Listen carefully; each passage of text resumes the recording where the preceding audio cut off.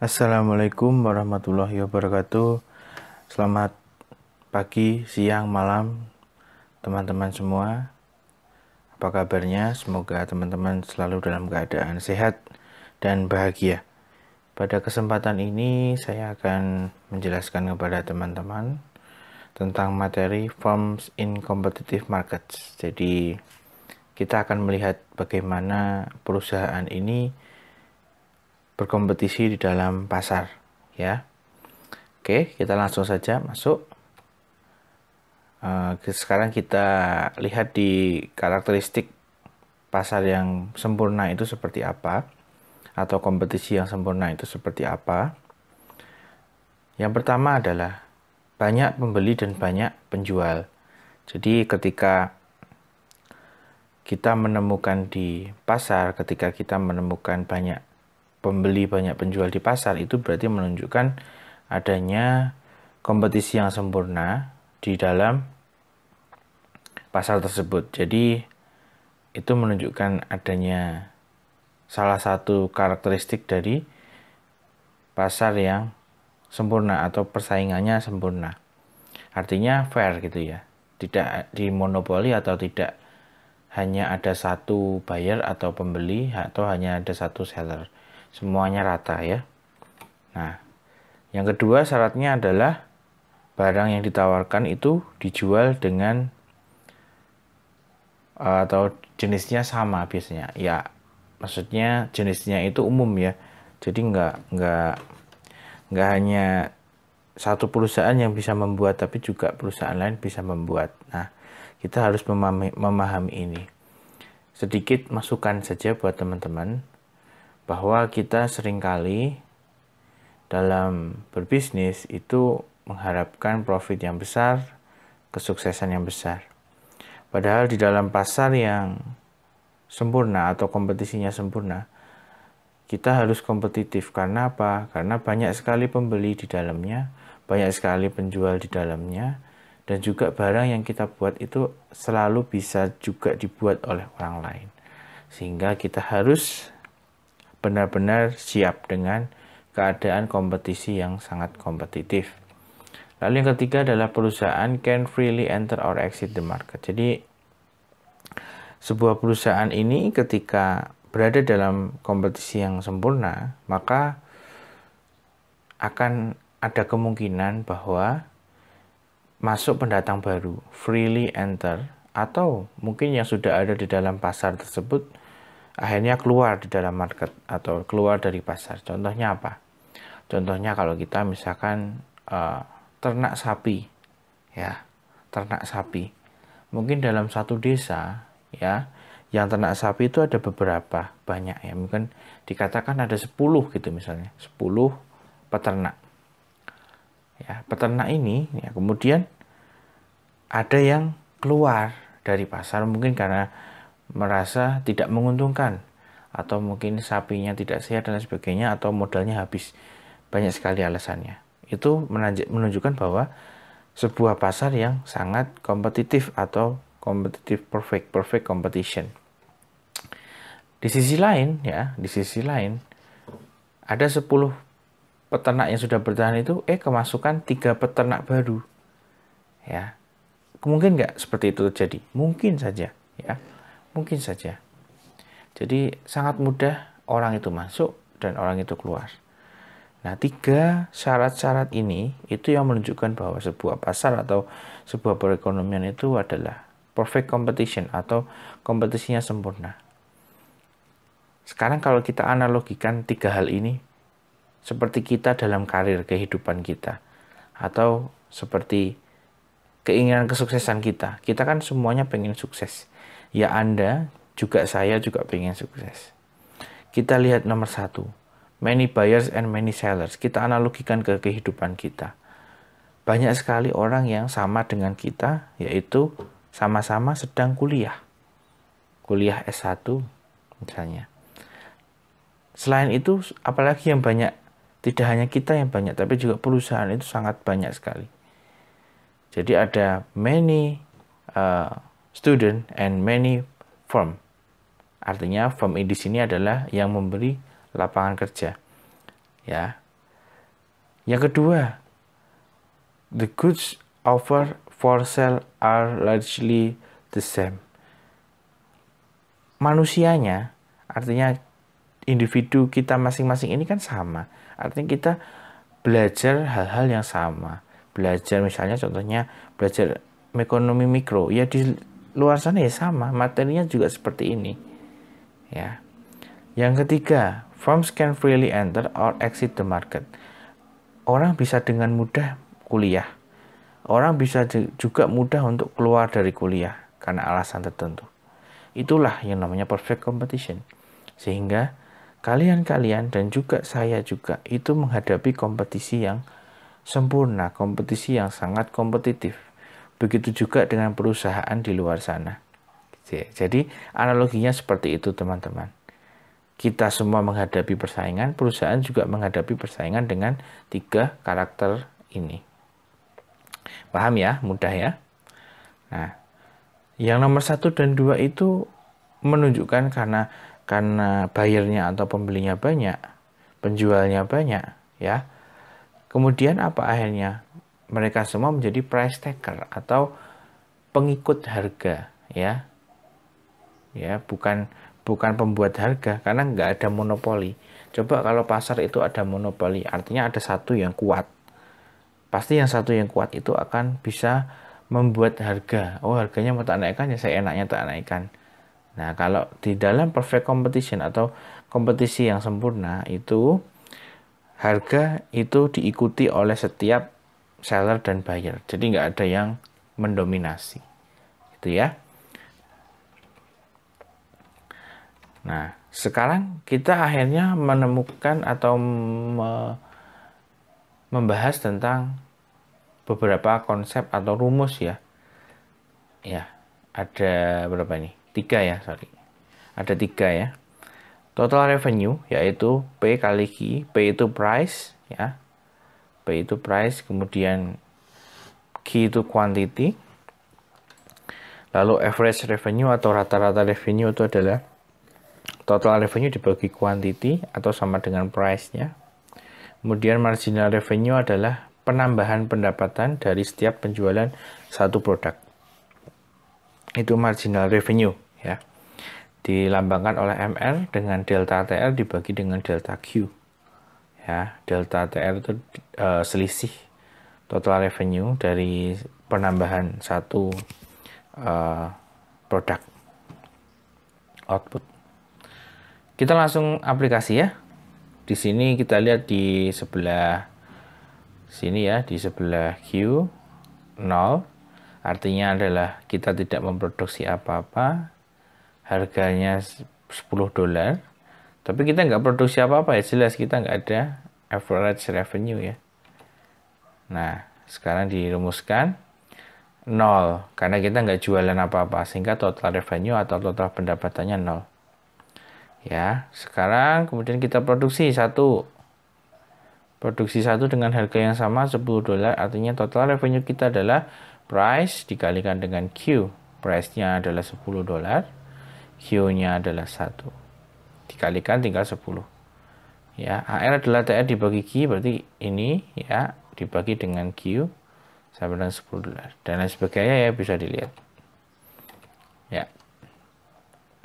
Tinggal dimasukkan. Untuk MR itu marginal revenue, artinya penambahan setiap revenue.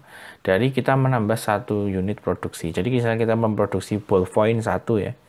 Artinya MR-nya adalah delta TR. Delta TR berarti selisih ini ya. 10 dikurangi 0 dibagi dengan delta Q. Delta Q-nya 1, 10 dibagi 1 sama dengan berapa? $10. Sama ya. Kemudian yang nomor 2 misalkan di sini ya. Berarti berapa selisihnya? 20 dibagi 10, 20 dikurangi 10 maaf ya. 20 dikurangi 10 adalah $10 dibagi 2 dikurangi 1 berarti 2. Nih $10. Dan lain sebagainya. Oke ya, bisa dihitung. Nah, sekarang maknanya apa berarti? Oke, sekarang maknanya berarti adalah setiap marginal revenue itu sama dengan harganya. Artinya apa? Artinya a competitive firm can keep increasing its output without affecting the market price. Jadi meskipun saya itu menaikkan output perusahaan saya dengan sangat tinggi, misalnya saya naikkan berapa, misalnya saya mau produksi 100 Pak gitu, bisa saja, tapi itu tidak akan mempengaruhi harga pasar, ya. Makanya dilambangkannya marginal revenue ini sama dengan price, ya, artinya setiap penambahan pendapatan ini tidak akan berpengaruh terhadap penambahan price, kecuali kalau tulisannya MR sama dengan MP, ya. Berarti kan marginal revenue sama dengan marginal price, artinya penambahan harga, enggak juga kan. Akhirnya harganya tetap sama gitu. Oke. It's only true for firm in competitive markets gitu. Oke, kita lanjut ya. Sekarang kita masuk ke profit maximization. Di profit maximization ini bagaimana sih caranya?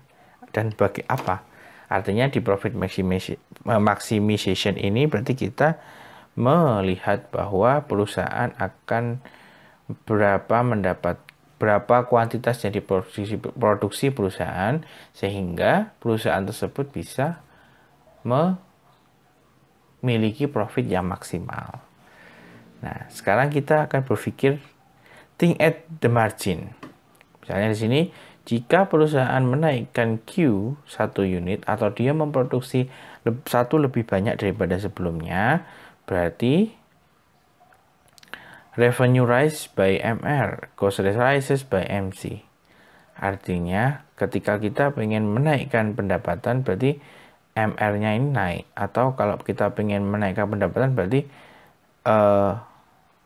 saya ulangi ya, biar jelas. Ketika pendapatan itu naik, pasti cost-nya juga naik. Ya, jelas ya. Sebelumnya saya memproduksi 9, sekarang saya memproduksi 10, berarti saya harus mendapatkan pendapatan yang meningkat kan. Harganya misalkan satu bolpen 2.000, berarti 2.000 kali 9 berapa? 18.000. Sekarang kalau saya memproduksi 10, berarti kan saya akan mendapatkan 20.000. Berarti ada apa? Ada kenaikan pendapatan gitu. Tapi selain kenaikan pendapatan, kita juga kenaikan biaya. Karena apa? Karena kita harus memproduksi ballpoint yang lebih banyak gitu. Nah, jika MR lebih besar dari MC, artinya kenaikan revenue lebih besar daripada kenaikan MC, maka menaikkan Q itu akan meningkatkan profit. Contohnya gini. Tadi kalau misalkan MR-nya bukan 2.000, tapi misalnya ketika kita punya 9 ballpoint, kita memproduksi 9 ballpoint, kemudian kita tingkatkan menjadi 10 ballpoint, maka terjadi penambahan yang lebih besar daripada penambahan biayanya. Pendapatan revenue-nya lebih besar daripada biayanya. Contoh, misalnya revenue untuk 9 ballpoint itu adalah 18.000. Ya. Sedangkan revenue untuk 20 ballpoint itu 10 ballpoint ya, sorry. Revenue untuk 10 ballpoint itu adalah 20.000. Oke, berarti MR-nya berapa? 2.000.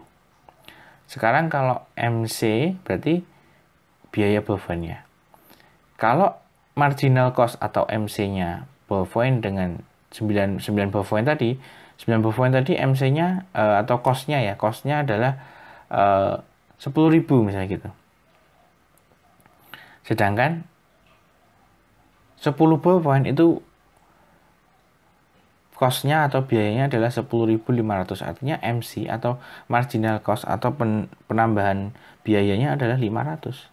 2.000 dibagi 500 kan berapa? 4 ya, 0,4, 25%. Artinya kenaikan Q tadi bisa meningkatkan profit. Gitu. Kalau sekarang dibalik. Nah, ketika peningkatan MR-nya lebih kecil daripada peningkatan biayanya, ya, berarti kita nggak usah memproduksi lebih banyak, gitu. Ya, ini teori ya, teorinya seperti itu. Mari kita coba lihat ilustrasinya. Misalnya di sini, nah ini ya, saya memproduksi, kita 0 nggak usah dilihat ya, coba 1 aja. Saat kita memproduksi satu barang, misalnya ballpoint jumlahnya 1 ya. Terus pendapatannya $10. Kalau kita memproduksi 2, pendapatannya $20. Kalau kita memproduksi 3, pendapatannya adalah $30. Tinggal dikalikan dengan pendapatannya ya. Kan satu ballpoint harganya $10 dan lain sebagainya ya sampai bawah. Kemudian total cost-nya itu adalah 9 untuk satu ballpoint. 2 ballpoint berarti 15 ya. Kemudian 3 ballpoint 23. Ini sudah given ya, artinya sudah disebutkan di dalam soal memang seperti ini. Jadi nggak bisa, ini dari mana Pak? Nggak gitu ya. Karena di sini ada fixed cost atau biaya tetap. Buktinya apa? Ketika kita memproduksi 0, ya, itu di sini biayanya adalah $5. Padahal kita nggak ngapa-ngapain.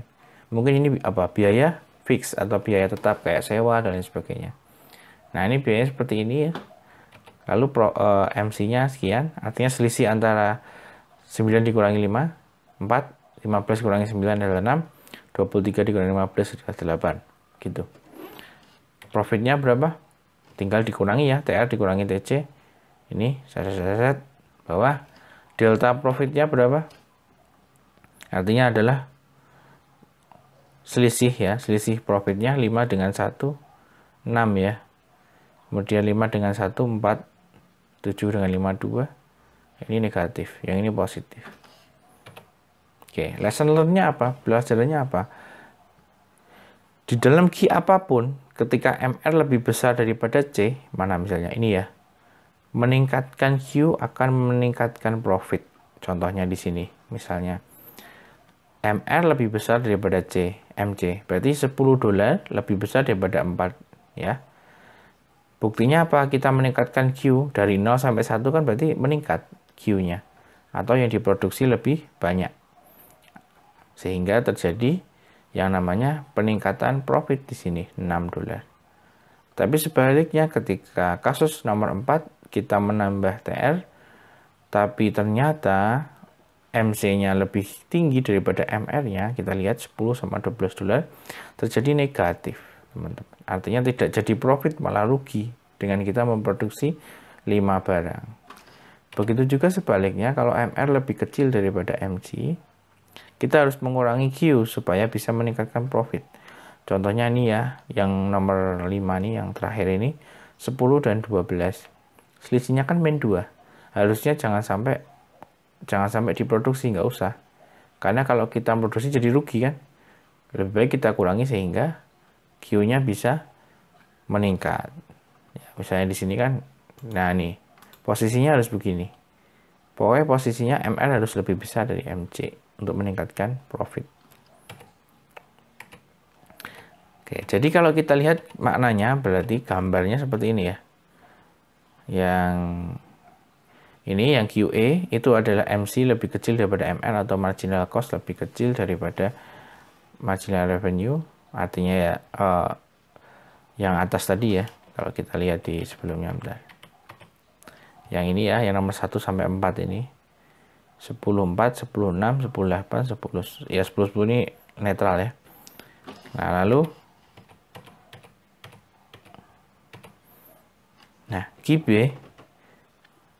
Itu berarti MC lebih besar daripada MR. Harus kita kurangi, karena kalau kita nambah quantity justru kita akan rugi tadi. Min 2 tadi ya, di slide sebelumnya. Ya, terus akhirnya kita menemukan bahwa ketika kita ingin mendapatkan profit maximization atau profit maksimal, kita harus ada di titik Q1. Artinya kalau ada di Q2 ya berarti kita tambah, kalau ada di titik QB berarti kita turunkan. Ya, tergantung nanti antara pendapatan dan biaya bagaimana. Jadi itu salah satu faktor untuk supply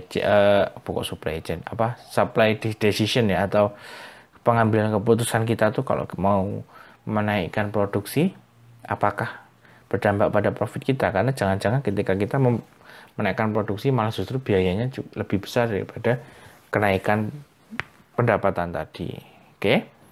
Saya rasa cukup ya sampai di sini, tidak perlu lama-lama. Oh ya, untuk kode absen adalah 7A94E. Oke, 7A 94E. Oh ya teman-teman, pengumuman untuk minggu depan kita UAS ya. Jadi ditunggu soal dari saya. Terima kasih. Wassalamualaikum warahmatullahi wabarakatuh.